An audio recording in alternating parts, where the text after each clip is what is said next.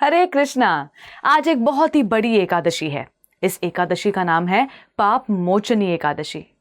चैत्र मास के कृष्ण पक्ष में आने वाली ये शक्तिशाली और दिव्य पाप मोचनी एकादशी के नाम से ही स्पष्ट हो जाता है कि ये सारे पापों को हरने वाली है, उन्हें नष्ट करने वाली है।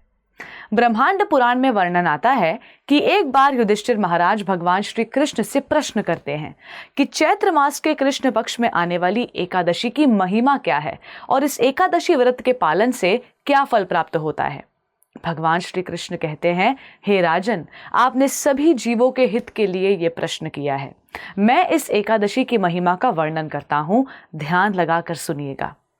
इस एकादशी के प्रभाव से मनुष्य के सभी पाप नष्ट हो जाते हैं और ऐसा व्यक्ति बहुत ही गुणवान और धार्मिक बन जाता है। प्राचीन समय में एक बहुत ही सुंदर फूलों से सुशोभित वन था, जहां कई बार देवराज इंद्र और अप्सराएं विहार करने आती थी। इसी वन में च्यवन ऋषि के पुत्र और शिव जी के परम भक्त मेधावी ऋषि तपस्या करते थे। जो शिवजी के विरोधी कामदेव ने उनसे बदला लेने के इरादे से मंजू घोष नामक अप्सरा को मेधावी ऋषि का ध्यान भंग करने का कार्य सौंपा। ये एक अत्यधिक सुंदर अप्सरा थी जिसने अपने हाव भाव से ऋषि का ध्यान भंग करने की पूरी कोशिश की। मन ही मन मंजू घोष ऋषि मेधावी का बहुत सम्मान करने लगी और उसे भय होने लगा कि कहीं ऋषि क्रोध में आकर उसे श्राप न दे दे। लेकिन हिम्मत जुटाकर मंजू घोष ने ऋषि को अपनी ओर आकर्षित किया और ऋषि भी उसके प्रेम में पड़ गए और अपनी घोर तपस्या त्याग दी। वे दिन रात इसी अप्सरा के साथ रमण करते रहते। एक दिन मंजू घोष ने पुनः देवलोक को प्रस्थान करने की अनुमति मांगी।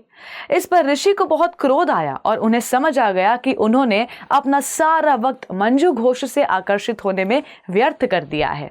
उन्हें आत्मज्ञान हुआ कि उन्हें पाताल लोक पहुंचाने का एकमात्र कारण मंजू घोष ही थी। अत्यंत क्रोधित होकर उन्होंने मंजू घोष को पिशाचिनी होने का श्राप दिया। जब मंजू घोष ने इस श्राप को सुना तो वो फूट फूट कर रोने लगी और विनम्र होकर वो साधु के चरणों में गिर गई और उनसे क्षमा मांगने लगी।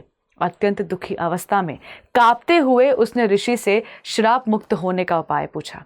तब करुणामय होकर मेधावी ऋषि ने उसे पाप मोचनी एकादशी के व्रत का सख्ती से पालन करने की सलाह दी, जिससे वो किसी भी प्रकार की असुर योनि या पिशाच योनि से मुक्त हो सकती है।